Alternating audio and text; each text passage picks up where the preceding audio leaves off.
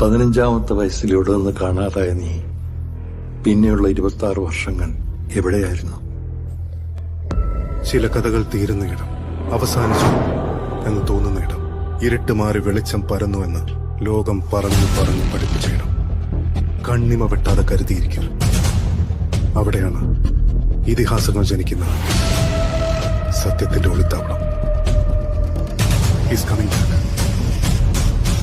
Abram Qureshi Abram.